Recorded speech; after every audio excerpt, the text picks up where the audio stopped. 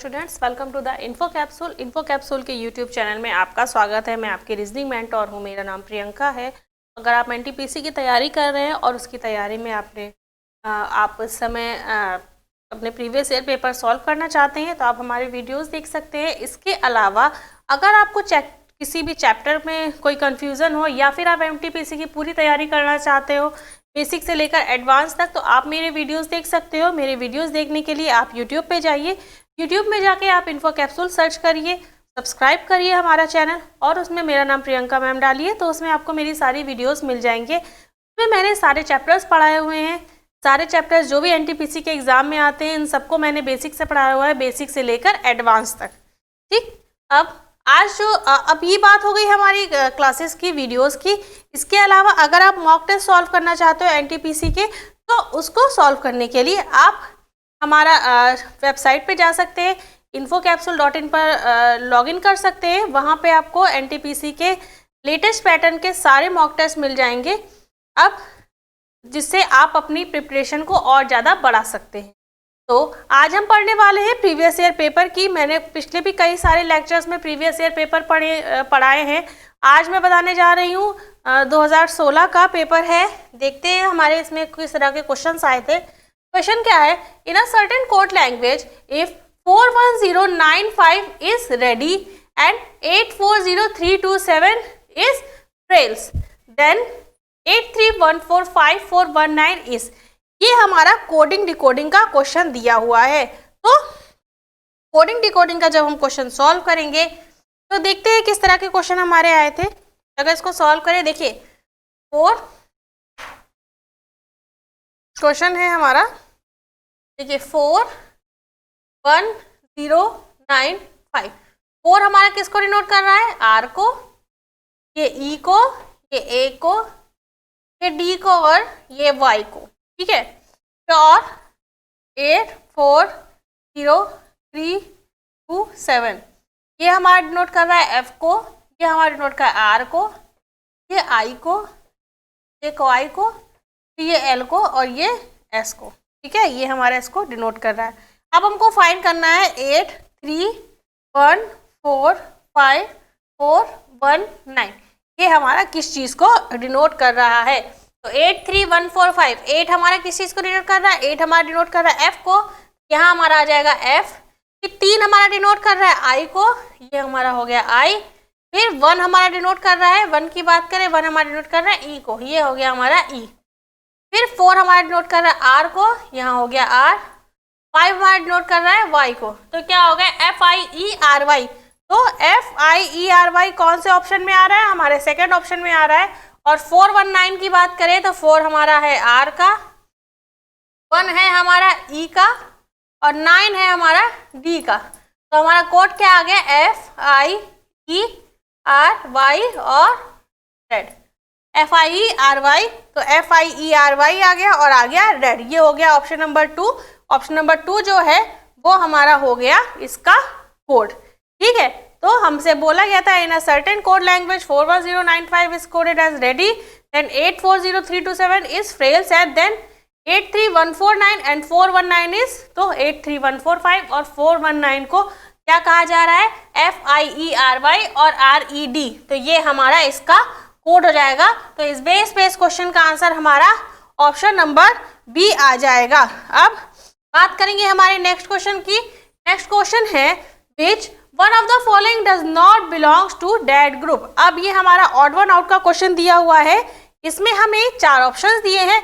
इन 4 option में हमें बताना है कि 4 ऑप्शन में कौन से 3 ऐसे हैं जो सेम पैटर्न फॉलो करते हैं और एक अलग ऐसा कौन है जो उससे डिफरेंट है। तो अगर मॉनिटर की बात करें, monitor, keyboard, webcam and mouse. Monitor जो है वो हमारी होती है आउटपुट डिवाइस। ठीक, मॉनिटर हमारी आती है आउटपुट डिवाइस।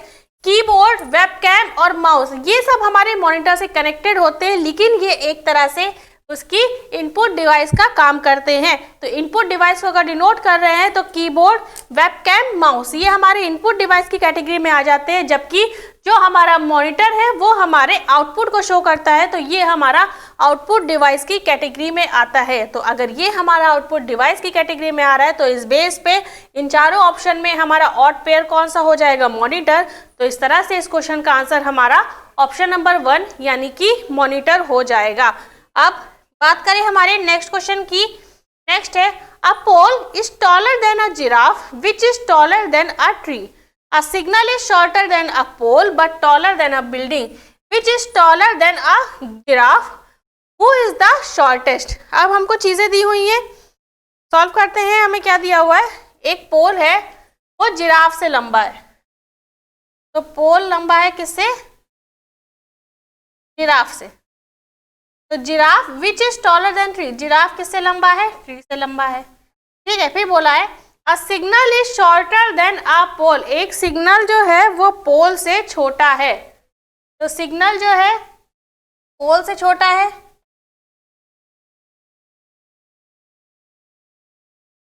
फिर बोला है but taller than a building, signal बड़ी है किससे, बिल्डिंग से।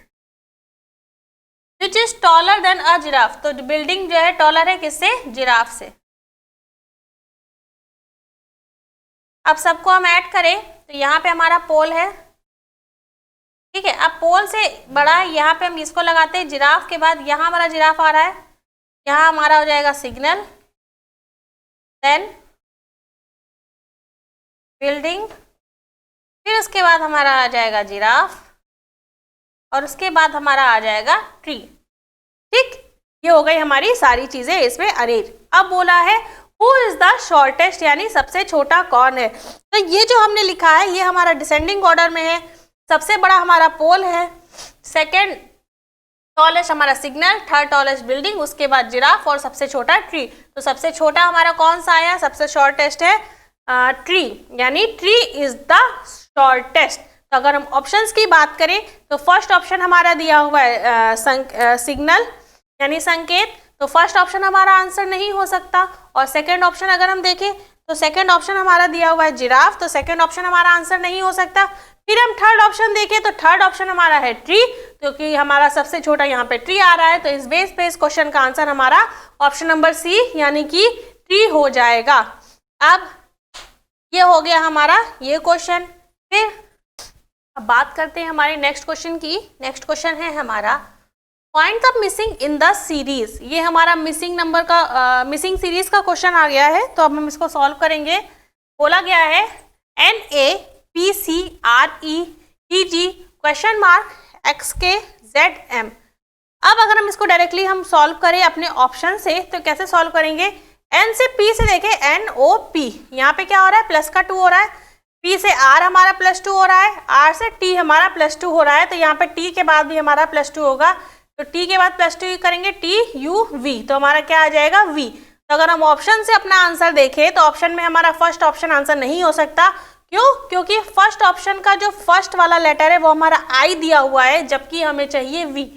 फिर अगर सेकेंड, थर्ड और फोर्थ ऑप्शन की बात करें तो इन सब में हमारा V दिया हुआ है, तो इन तीनों में से कोई एक हमारा आंसर हो सकता है।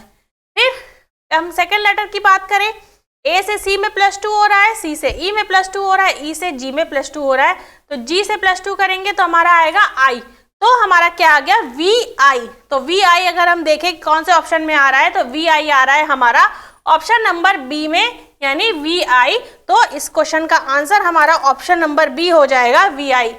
तो ये हो गया हमारा मिसिंग सीरीज का क्वेश्चन सॉल्व। इसमें क्या लॉजिक चल रहा था, इसमें लॉजिक चल रहा था हमारा +2 और +2 का। तो जब इस तरह के क्वेश्चन आते हैं तो हमको पेन कॉपी से सॉल्व करने की जरूरत नहीं है, बस आप डायरेक्टली क्या करें कि अगर आप ऐसे ही सॉल्व कर सकते हो तो ऐसे ही देख के आप ऑप्शन से उठाइए। ऑप्शन से करने में आपका आंसर जल्दी आएगा और आप एक्यूरेटली आंसर निकाल लोगे। ऐसे आप अलग अलग कहीं नोट करते फिर उसको सॉल्व करते बाद में ऑप्शन से मैच करते तो वो हमारा टाइम टेकन हो जाता है।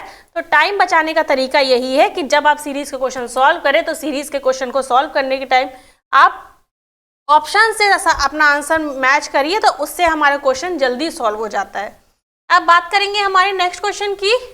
rearrange the jumbled letters to make a meaningful word and then select the one which is different.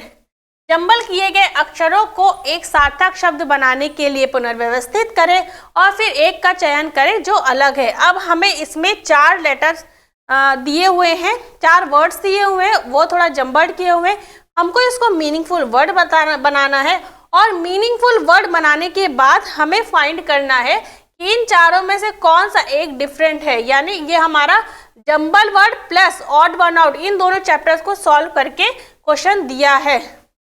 तो फर्स्ट ऑप्शन की बात करें DNHA, तो इसको हम एंड कर सकते हैं, मीनिंगफुल वर्ड है हमारा। फिर अगर EDAH करें तो इसको हम ऐड कर सकते हैं। फिर थर्ड ऑप्शन करें, थर्ड है हमारा, तो हम हीट कर सकते हैं। और फोर्थ ऑप्शन अगर हम देखें तो ये हमारा मीनिंगफुल वर्ड बनेगा HAIR, हेयर। ठीक, तो फर्स्ट ऑप्शन का हमारा आ रहा है हैंड, सेकंड ऑप्शन से हमारा हेड, थर्ड ऑप्शन से हीट और फोर्थ ऑप्शन से हेयर। ये हमारा जो जंबल्ड वर्ड्स दिए हुए थे इसको हमने अरेंज करके मीनिंगफुल वर्ड्स बना दिया है। अब इसमें से हम ऑड वन आउट फाइंड करेंगे, तो देखते हैं ऑड वन आउट में हमारे 3 कौन से ऑप्शन सेम है। अगर हम हैंड, हेड और हेयर की बात करें तो ये जो तीनों वर्ड है ये सब हमारे किसको डिनोट करते हैं, ये सब हमारे डिनोट करते हैं बॉडी पार्ट्स को। ठीक, जबकि जो हीट है हमारा वो हमारी बॉडी पार्ट्स को डिनोट नहीं कर रहा है। तो इसमें लॉजिक क्या चल रहा है, इसमें लॉजिक ये चल रहा है कि 4 ऑप्शन में से जो 3 ऑप्शन है वो हमारे बॉडी पार्ट्स के नेम की कैटेगरी में आ रहे हैं, जबकि एक ऑप्शन जो हीट है वो हमारा बॉडी पार्ट्स की कैटेगरी में नहीं आ रहा है। तो इस वजह से वो हमारा डिफरेंट हो जाएगा। तो इसका आंसर हमारा ऑप्शन नंबर 3 यानी THEA या फिर हीट हो जाएगा। तो ये हो गया हमारा तरीका सॉल्व करने का। इस तरह के जो क्वेश्चन है वो NTPC के एग्जाम में 2016 में काफ़ी सारे आए थे। इसमें बस आपको जो हमारा जंबल नंबर दिया होता है उन जंबल को आपको मीनिंगफुल वर्ड बनाना होता है। फिर जब मीनिंगफुल वर्ड बन जाए तो मीनिंगफुल वर्ड बनाने के बाद उसमें हमें ऑड वन आउट में वो फाइंड करना होता है जो सेम लॉजिक नहीं फॉलो करता है। ठीक है, अब नेक्स्ट क्वेश्चन की बात करें। नेक्स्ट है हमारा, Sunil has a son Karna and a sister Sangeeta, who is the mother of Jagdish and Vijay. Hamish is Jagdish maternal uncle. How is Harnish related to Karn? अब देखिए बोला सुनील इज सन ऑफ कर्ण, तो सुनील जो है वो कर्ण का सन है सुनील। अभी हमको Sunil has a son Karna and a sister Sangeeta, और सुनील की सिस्टर कौन है, संगीता हो गई उसकी sister Sangeeta. Who is mother of Jagdish and Vijay, तो संगीता किसकी मदर है, मदर हो गई जगदीश और विजय की। ये दिखा है Hamish is Jagdish maternal uncle, Jagdish के मैटरनल अंकल है हामिश, तो जगदीश की माता है संगीता, तो संगीता के जो ब्रदर हुए वो कौन है, हामिश। तो संगीता का जो ब्रदर होगा वही तो जगदीश का मैटरनल अंकल होगा, होगा कि नहीं होगा। अब हमसे पूछा गया है हाउ इज हार्निश रिलेटेड टू कर्णा, हार्निश जो है कर्णा से किस तरह से रिलेटेड है। अब हमसे बोला गया है कि हर्निश कर्ण से कैसे रिलेटेड है, तो हर्निश अगर बात करें, हर्निश हमारा ये हो गया, ठीक है। हमसे बोला गया तो शुरुआत में सुनील हैज अ सन कर्णा, सुनील का एक सन है, सॉरी गलत हो गया है हमारा, सुनील का जो है सन है कर्णा एंड सुनील की सिस्टर है, तो ये हमारा सुनील का सन हो जाएगा कर्णा। तो सुनील हैज अ सन कर्णा, तो ये सुनील का सन है कर्णा एंड अ सिस्टर संगीता। तो सुनील का देखिए हमें यहाँ पे नहीं पता है कि उसका जेंडर क्या है, ठीक है। तो कहा गया सुनील का सन है कर्णा एंड सुनील की सिस्टर है संगीता। फिर संगीता क्या है, मदर है किसकी, जगदीश और विजय की। फिर बोला गया हामिश जो है जगदीश का मैटरनल अंकल है, तो ये मैटरनल अंकल हो गया। अब पूछा है हाउ इज हार्निश रिलेटेड टू कर्णा, हार्निश जो है वो कर्णा से किस तरह से रिलेटेड है। तो हार्निश जो है ये सुनील का पैटर्नल या फिर मैटरनल हार्निश जो है वो सुनील का ब्रदर है और सुनील का बेटा है करना। तो अगर हार्निश का हमारा निकाला जाए तो ये हमारा क्या हो जाएगा, पैटर्नल अंकल, कि हार्निश रिलेटेड है इससे, पैटर्नल अंकल है करना का। ठीक है, तो इस वजह से अगर पैटर्नल अंकल निकाले तो इस क्वेश्चन का आंसर हमारा ऑप्शन नंबर डी हो जाएगा कि हार्निश इज पैटर्नल अंकल ऑफ करना। तो ये हो गया हमारा ये क्वेश्चन सॉल्व। अब देखेंगे हमारा नेक्स्ट क्वेश्चन क्या दिया हुआ है। बात करते हैं हमारे नेक्स्ट क्वेश्चन की। नेक्स्ट क्वेश्चन है हमारा, if m is equal to 14, tank is equal to 62, stardom की हमें कोड फाइंड करना है। ये हमारा कोडिंग डिकोडिंग का क्वेश्चन है। अगर हम इंग्लिश अल्फाबेटिकल सीरीज के अकॉर्डिंग बात करें तो सीरीज में हमारा क्या हो रहा है, m इज इक्वल टू 14, तो m का क्या दिया हुआ है 14। अब हमें पता है कि इंग्लिश अल्फाबेटिकल सीरीज में हमारा जो m की पोजीशन होती है वो हमारी 13 होती है, लेकिन अगर हम गौर करें तो अगर अपोजिट करें m का, तो m का अपोजिट होता है हमारा n, और n की पोजीशन इंग्लिश अल्फाबेटिकल में हमारी 14 होती है। यानी हमारा ये लॉजिक यहाँ पे लग सकता है कि जो हमारा लेटर दिया हो उस लेटर का आप अपोजिट फाइंड करिए, फिर उसमें जितने लेटर्स हो उनको ऐड कर दें। तो अगर हम टैंक का फाइंड करें तो t का हमारा अपोजिट होता है g, a का होता है z, n का होता है m, k का होता है p। तो अगर हम g की फाइंड करें, g की पोजीशन होती है हमारी 7, z की होती है 26, m की पोजीशन होती है 13 और p की होती है 16। इन सबको अगर हम ऐड करेंगे तो 7 + 26 + 29, तो 29 + 7 इज 36, 36 + 26 कितना आ गया हमारा 62। तो ये देखिए हमने ये जो लॉजिक लगाया है कि जो हमारे लेटर्स दिए हैं उन लेटर्स का अपोजिट कर दिया है, अपोजिट करने के बाद जो उनकी पोजीशन है उन पोजीशन को हमने ऐड कर दिया है। यहाँ हमारा आ गया 62, तो ये हमारा हो जाएगा 62। अब बात करेंगे स्टारडम की। स्टारडम का अगर हम फाइंड करें तो S का हमारा अपोजिट होता है H, ठीक है, T का होता है G, A का होता है Z, R का होता है I, D का होता है W, O होता है L और M का होता है N। अब इसका हम फाइंड करेंगे। H की पोजीशन होती है हमारी 8 पोजीशन, T की 7, Z की 26 और I की होती है हमारी 9 पोजीशन, W की होती है 23 और L की होती है 12। ठीक, अब इसको हम सॉल्व करें, अगर 8 + 7 इज 15, तो 15 में अगर 26 ऐड करेंगे कितना आ गया हमारा 41, 41 में 9 ऐड करेंगे हमारा आएगा 50, 50 आ गया। तो 50 + 23 आ गया 73 और 73 में 12 ऐड करेंगे 85। गलत हो रहा है, एक बार चेक करते हैं। S का अपोजिट है हमारा H, ठीक है, T का हमारा है G अपोजिट, A का है हमारा Z, R का अपोजिट होता है I, D का अपोजिट होता है W, O का होता है L, M का होता है N। तो H का position E F G H, H हमारा 8 पोजीशन पे आ रहा है, G हमारा 7 पोजीशन पे आता है, Z हमारा 26 पे आता है और I हमारा 9 पोजीशन पे आता है, ये W पे आता है और ये 12 पे आता है। इन सबको हम ऐड करके देखते हैं कि हमारा ऐड करके क्या आ रहा है। तो 8 और 7 इसको ऐड करेंगे आगे 15, 15 + 26 आया 6 × 5 = 11, 41। ये हमारा इतना पोर्शन हमारा आ गया 41। 41 में 9 ऐड करेंगे हमारा आएगा 50, 50 में 23 ऐड करेंगे तो हमारा आ गया 73 और यहाँ पे 12 ऐड करेंगे तो ये आएगा हमारा 5 और फिर ये हमारा आ जाएगा 8। कितना आया 85। यानी जो हमारे ऑप्शन है इन ऑप्शन में से कोई नहीं होगा, इसका आंसर हमारा 85 आ जाएगा। ठीक है, अब आगे नेक्स्ट क्वेश्चन की बात करें। नेक्स्ट क्वेश्चन है हमारा, if track is equal to 8346 and family is equal to 209175। तो ट्रैक का हमारा कोड दिया हुआ है TREK 8346, ठीक है, और फैमिली का कोड हमें फाइंड करना है FAMILY 209175, ठीक है। फाइंड करना है हमको रियलिटी का कोड। तो देखिए R का कोड हमें क्या दिया हुआ है 3, T का कोड है 4, A का कोड है 0, L का कोड है 7 I का कोड है 1, E का कोड है 8 और Y का कोड है 5। तो हमारा रियलिटी का कोड क्या आ गया? 3407185, 3407185। तो अगर हम ऑप्शंस की बात करें, ऑप्शन नंबर हमारा बी ऐसा है 3407185 जो हमारे रियलिटी के कोड को डिनोट कर रहा है।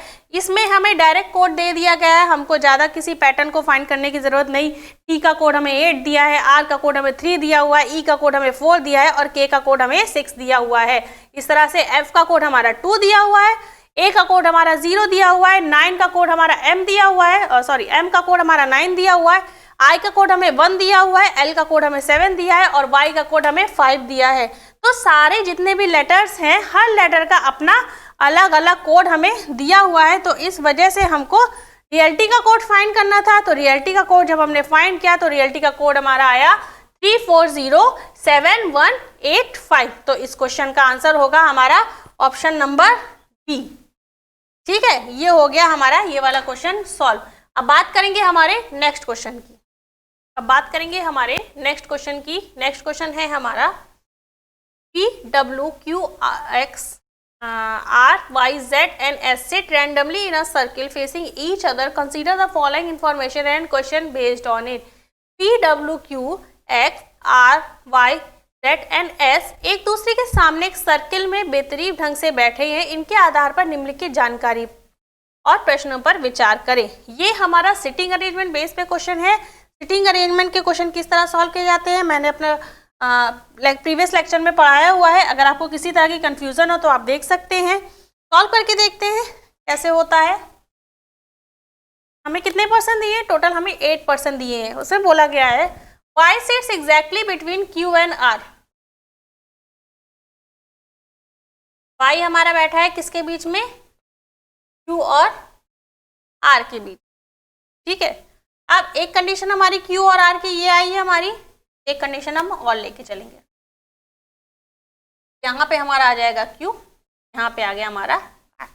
ये बोला है P does not sit next to X and Z। P जो है X और Z के पास नहीं बैठा है, तो X और Z के पास नहीं बैठा हुआ है। ठीक, फिर बोला है Z is right of Q। Z Q के दाएं हैं, Z हमारा Q के दाएं हैं। फिर बोला है S sits third from the left of X and the right of Y। Z जो है वो Q के दाएं हैं, तो अगर Q यहाँ है, Q के दाएं हमारा इधर हो जाएगा, तो ये हमारा Z हो जाएगा। फिर बोला गया है यहाँ पे Q का दाएं अगर हम निकाले, ये हमारा यहाँ पे Z आ जाएगा। फिर बोला है S जो है वो X के थर्ड लेफ्ट में है, X के थर्ड लेफ्ट में है। अगर हम X यहाँ बैठाए तो इसके थर्ड लेफ्ट में फर्स्ट, सेकेंड, थर्ड क्या आ जाएगा? S। टोटल कितने परसेंट? 1 2 3 4 5 6 7 8% टोटल थे, तो हमने यहाँ कर दिया। फिर बोला है इसमें कहा गया था X जो है उसके 1 2 3 1 मिनट, S जो है वो X के थर्ड लेफ्ट में फर्स्ट, सेकेंड, थर्ड, यहाँ पे हमारा आ जाएगा S। X के थर्ड लेफ्ट में फर्स्ट, सेकेंड, थर्ड। हाँ, तो कितने परसेंट? 1 2 3 4 5 6 7 8 ये चीज़ आ गई। फिर हमसे इसमें कंडीशन कही गई थी P जो है वो X और Z के पास नहीं बैठा है, तो P हमारा देखिए, P हमारा यहाँ आ सकता है। क्यों? क्योंकि ये X के पास नहीं बैठा है, Z के पास नहीं बैठा है। और बोला है S is right of Y। S जो है वो Y के राइट में है, तो Y की अगर बात करें तो Y के राइट में तो हमारा S आ रहा है, और यहाँ पे अगर देखें तो यहाँ पे भी हमारा Y के राइट में आ रहा है, तो यहाँ पे हमारा P आ सकता है। तो कंडीशन हमारी वो भी सही हो जाएगी और ये भी सही हो जाएगी। फिर बोला है P डज नॉट सिक्स नीडर, तो इधर X and Z, P Z और X के पास नहीं है, तो P हमारा Z और X के पास में नहीं है, तो P हमारा यहाँ X के पास में नहीं है और Z के पास में नहीं, और यहीं पे भी हमारा P X के पास में नहीं, Z के पास नहीं। फिर बोला है Z is right of Q। Z Q के राइट में है, Z हमारा यहाँ Q के राइट में आ गया। ठीक है, उसी तरह Q के राइट में है, यहाँ से पोजीशन हमारी काफ़ी ज़्यादा डिस्टेंस में दी हुई है, तो हम ये कंडीशन नहीं ले सकते। हम ये कंडीशन लेंगे क्योंकि Q के राइट में Z है। फिर बोला है S is third from the left of X। S जो है X के थर्ड लेफ्ट में है, तो S हमारा X के थर्ड लेफ्ट में आ गया, फर्स्ट, सेकेंड, थर्ड। ठीक, फिर आगे हमसे बोला गया है कि S जो है वो Y के राइट में है, तो S हमारा Y के राइट में आ गया। ठीक, यहाँ पे अगर y का राइट हमारा ये है तो y का राइट हमारा ये आ गया। अब हमारे पास क्या बचा, हमारा p हो गया, w हो गया, यहाँ पे आ गया हमारा w। ठीक, अब हम इसको सॉल्व करेंगे। s से बाय कौन बैठा है, तो s के बाय अगर हम देखें तो s के बाय हमारे कौन बैठा है, z बैठा हुआ है। तो इस वजह से इस क्वेश्चन का आंसर हमारा ऑप्शन नंबर ए यानी कि z आ जाएगा। फिर बात करें नेक्स्ट क्वेश्चन की, if they all are facing outside the centre, अगर ये सब आउटसाइड देखते हैं सेंटर के, तो w जो है किसके लेफ्ट है, तो w हमारे किसके लेफ्ट हो जाएगा, w हमारा p के लेफ्ट हो जाएगा। तो p हमारी ये पोजीशन है, यहाँ पे w है, तो w is left of p। तो इस तरह से इस क्वेश्चन का आंसर हमारा ऑप्शन नंबर सी हो जाएगा। अब देखा हमने किस तरह से क्वेश्चन आए हमारे आरआरबी एनटीपीसी के एग्जाम में। हमने अपना सिटिंग अरेंजमेंट का क्वेश्चन सॉल्व किया, ब्लड रिलेशन का क्वेश्चन सॉल्व किया, कोडिंग डिकोडिंग सॉल्व किया, मिसिंग नंबर सॉल्व किया, jumble word plus odd one out question solve किए। तो इस तरह के क्वेश्चन हमारे आरआरबी एनटीपीसी के प्रीवियस ईयर के एग्जाम में आए थे।